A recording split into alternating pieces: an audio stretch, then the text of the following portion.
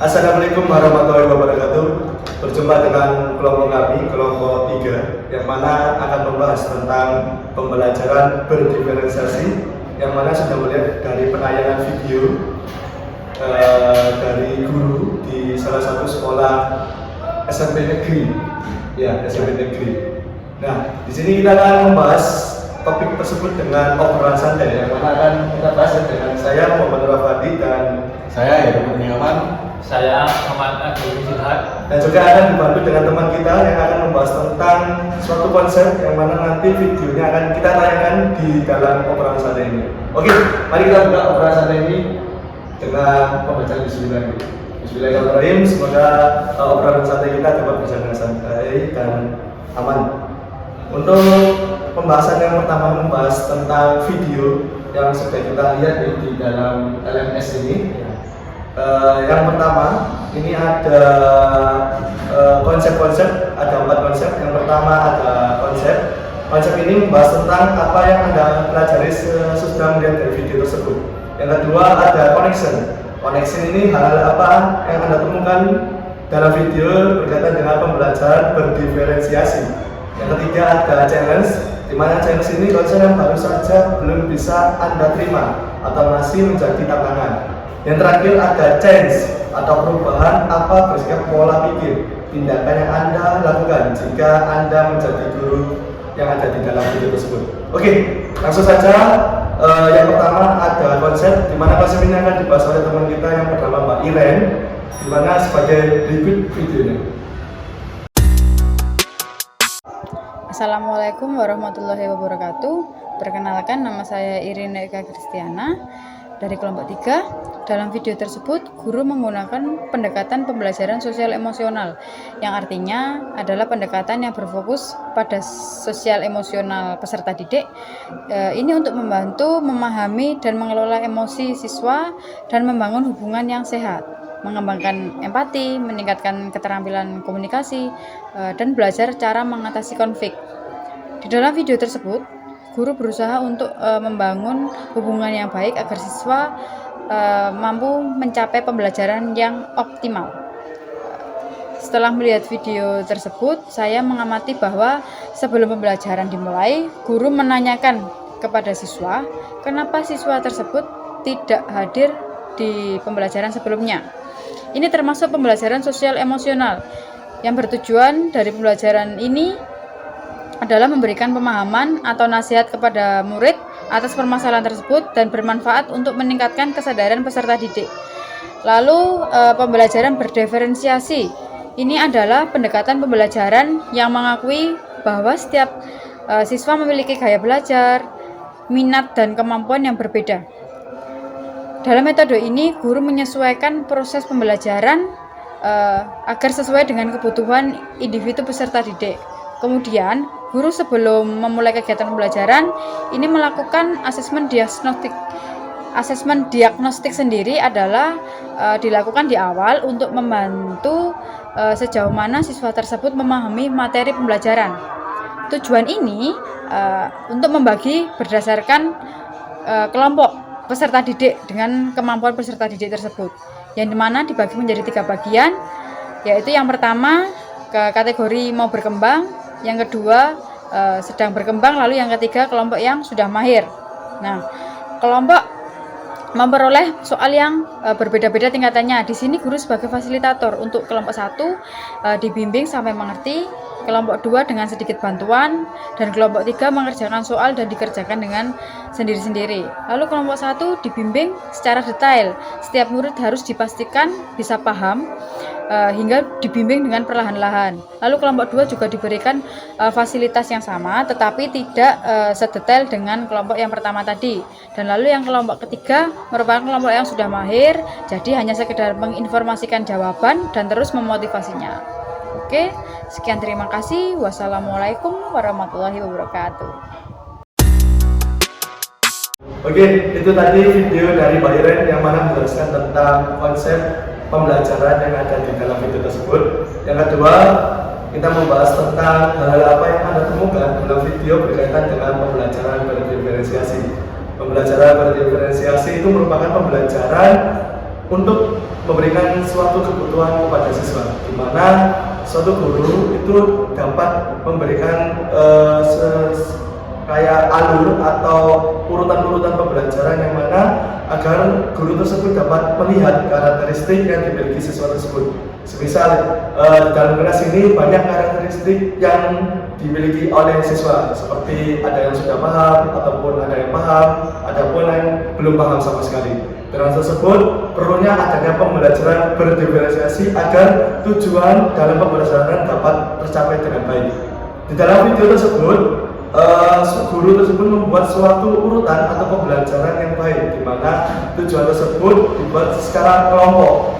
Karena dalam pembelajaran ini siswa diperlukan adanya diskusi dan juga tuntunan yang secara profesional atau dari guru tersebut agar mengetahui pembelajaran yang diajarkan oleh guru tersebut. Seperti guru tersebut memberikan kelompok yang pertama itu memberikan suatu pembelajaran atau tujuan pembelajaran dulu, berarti nanti pembelajarannya bagaimana dan hasilnya nanti pembelajarannya bagaimana. Yang kedua, guru tersebut memberikan suatu soal, di mana soal ini berisikan dengan topik di dalam pembelajaran. Topik tersebut pembelajarannya mengenai tentang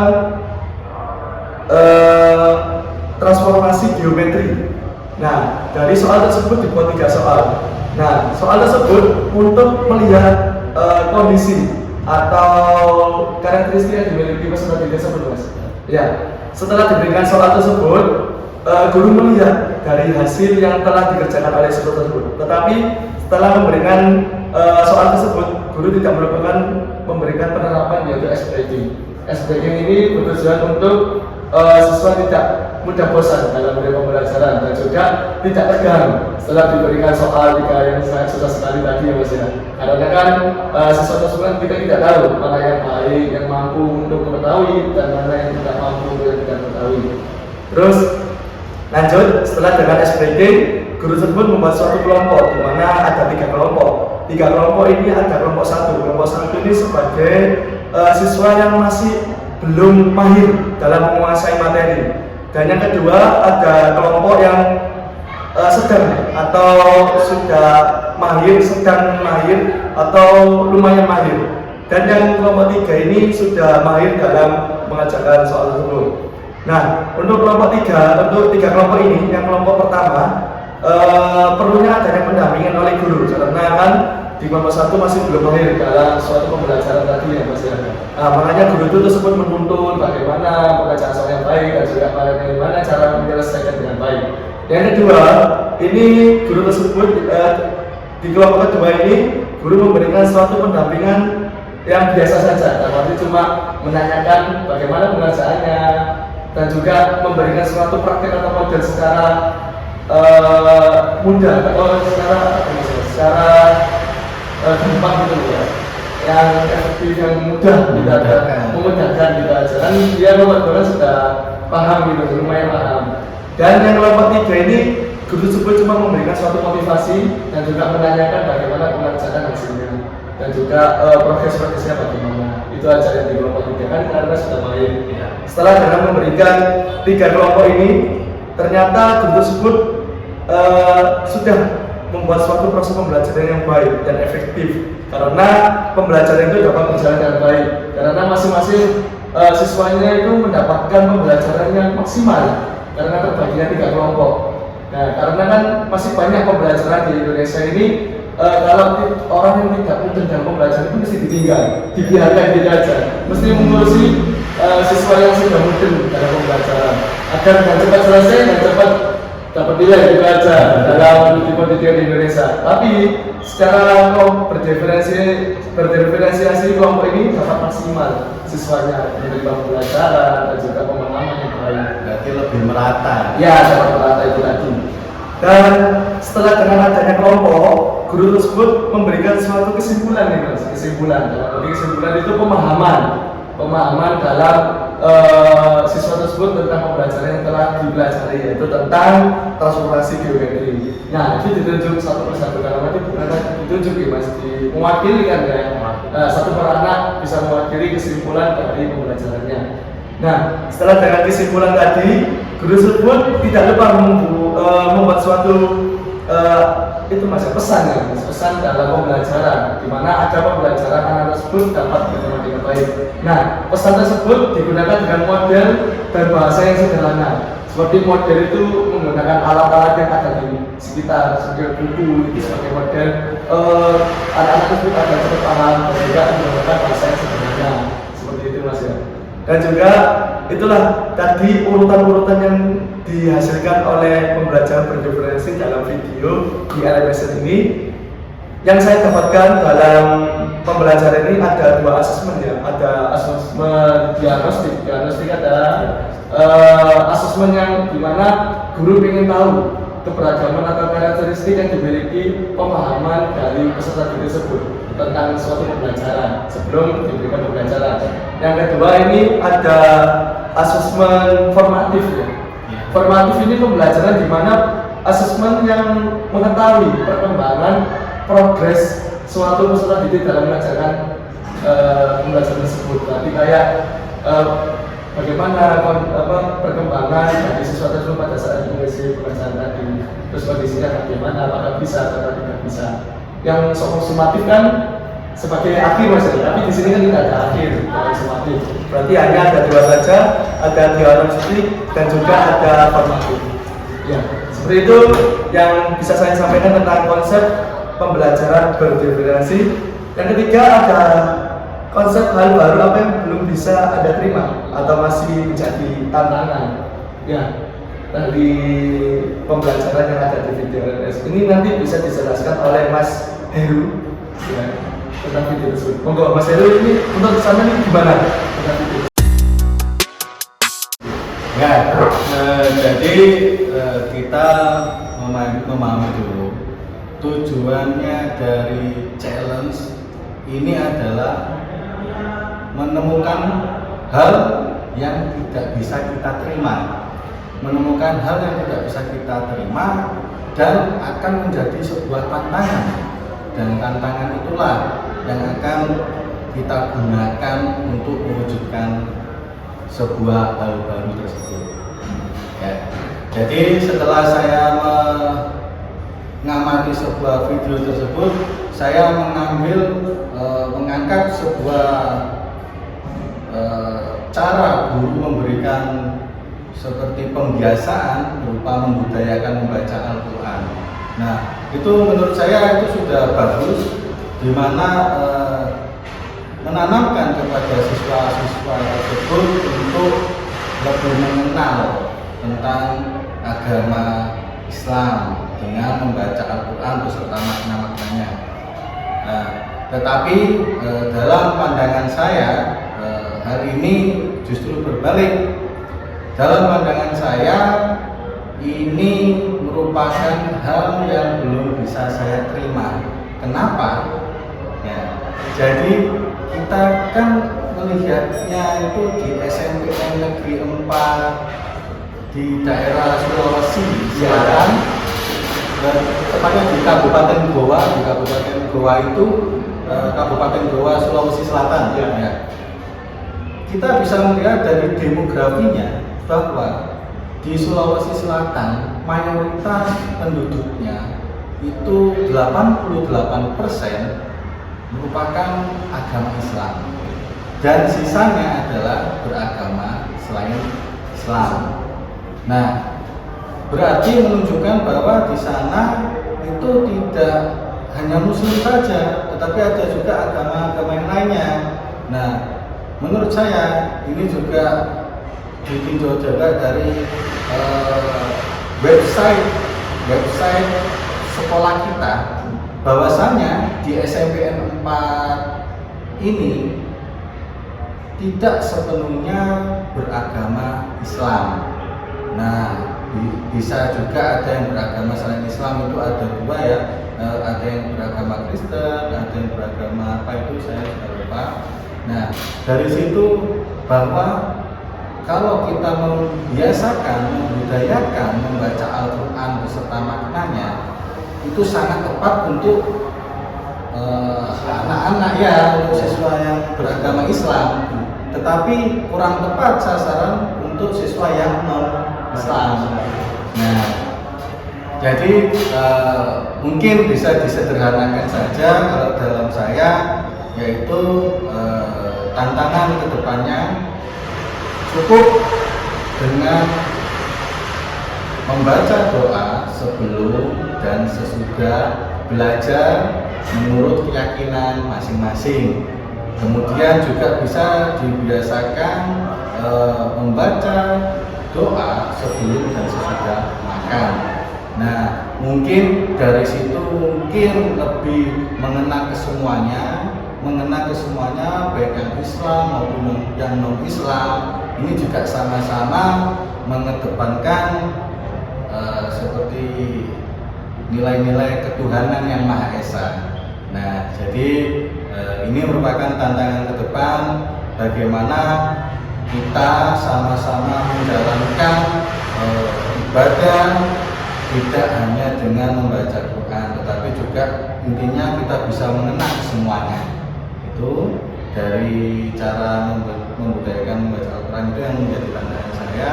Kemudian yang jadi sorotan saya yang keduanya itu dari cara menasehati, di mana pada video yang kita amati terdapat anak yang tidak masuk pada hari ini. Nah, kemudian di hari esoknya anak tersebut masuk dan gurunya memanggil ke depan. Nah, di ke depan itu guru memberikan sebuah pertanyaan mengenai kenapa kok kemarin itu tidak masuk gitu. Intinya guru menggali informasi, itu sudah bagus. Guru menggali informasi tentang kenapa kamu kemarin tidak masuk. Guru peduli, guru mencari informasi, itu bagus sekali. Tetapi menurut saya ini juga tidak bisa diterima. Kenapa? Karena waktunya adalah di saat pembelajaran. Jadi menurut saya tidak kurang kondusif. Seharusnya kita udah belajar, di tengah-tengah pembelajaran ternyata terpotong sama satu kasus, ada yang ini, ada yang itu, kita memberikan nasihat. Nah, menurut saya ini adalah sebuah tantangan di mana ke depan rencana lebih baik kita menyediakan waktu tempat di luar pembelajaran. Kita tetap menggali informasi, kita tetap peduli kepada siswa tersebut, tapi di tempat yang pas dan di waktu yang pas, tidak mengganggu saat pembelajaran. Ya, mungkin itu yang bisa saya jelaskan, bisa saya sampaikan mengenai challenge tentang hal baru yang tidak bisa diterima dan tantangan-tantangannya. Gitu. Ya. Itu yang tadi yang pembahasan dari Mas Heru sendiri ya Mas ya. Tapi intinya untuk yang pembahasan pertama itu sifatnya universal Mas ya. Jadi menghargai semua siswa yang beragama selain agama Islam. Dan juga penerapannya itu tidak di awal juga bisa diproses ataupun di akhir pada saat istirahat atau makan minum dan juga di akhir pembelajaran. Seperti itu. Oke. Sudah bagus menurut saya. Kalau Mas Agung gimana Mas ini? Saya juga setuju dengan Mas Heru. Iya. Karena misal dinasihatin pas jam pelajaran itu memang memotong jamnya itu. Iya. Ya. Jadi lebih baik menyediakan jam yang di luar pembelajarannya ini. Jadi dapat mengganggu gitu Mas ya. Iya. Nanti berarti pembelajaran itu tidak berjalan dengan baik. Iya. Karena membahas yang ini tadi masalah kasus-kasus tadi ini. Oh ya. Intinya saya juga setuju sama Mas Heru. Iya, saya juga sangat setuju dari pendapatnya Mas Heru. Oke, tadi pembahasan tentang konsep yang bisa terima ya, tentang tantangan-tantangan dalam video pembahasan tersebut. Selanjutnya ada soal lagi, di mana soalnya ini membahas tentang perubahan apa sikap Anda pola pikir atau tindakan yang Anda lakukan jika Anda menjadi guru dalam video tersebut. Nah, dalam pembahasan ini nanti kita dijelaskan oleh Mas Agung gitu. Ya. Ya, dalam konsep ini bisa langsung dijelaskan aja Mas Agung. Oke. Gimana gitu menurut sampean? Ya. Jadi ada 4C yang terakhir itu C-nya itu perubahan atau change ya. Nah, pertanyaannya di sini adalah perubahan apa dalam pola bersikap atau pola pikir atau tindakan yang Anda lakukan jika menjadi guru di video tersebut. Nah, mungkin yang pertama itu pola pikir saya setelah melihat video tersebut ya. Sebelumnya kan saya pernah mengajar juga. Nah, itu yang belum saya lakukan pas mengajar dan ingin saya rubah nantinya pas mengajar lagi. Nah, itu saya ingin menerapkan di dalam pelajar Pancasila itu kan profil pelajar Pancasila itu kan ada beriman dan bertakwa. Nah, di situ saya ingin menguatkan profil tersebut, beriman dan bertakwanya itu setelah melihat video tersebut. Karena di video tersebut kan menyinggung yang membaca Al-Quran tadi. Nah, cuman saya ingin merubah supaya lebih universal, supaya bisa diterima oleh semuanya. Itu saya ingin saya rubah. Terus yang kedua, pola pikir terus bersikap ya yang kedua. Sikap yang saya ubah, misalnya saya nanti mengajar lagi, yaitu melakukan pembagian atau pembelajaran berdiferensiasi itu dengan melakukan asesmen kognitif. Nah, di awal pembelajaran nanti saya akan membuat sebuah soal yang akan saya berikan kepada siswa. Nah, dari situ kan bisa dilihat kategorinya mana siswa yang sudah paham, yang pahamnya cuma setengah, terus yang masih belum paham kayak dari jelaskan Mas Fandi tadi. Nah, itu. Terus tindakan. Yang ketiga terakhir tindakan. Pola tindakan yang akan saya lakukan jika seperti guru tersebut.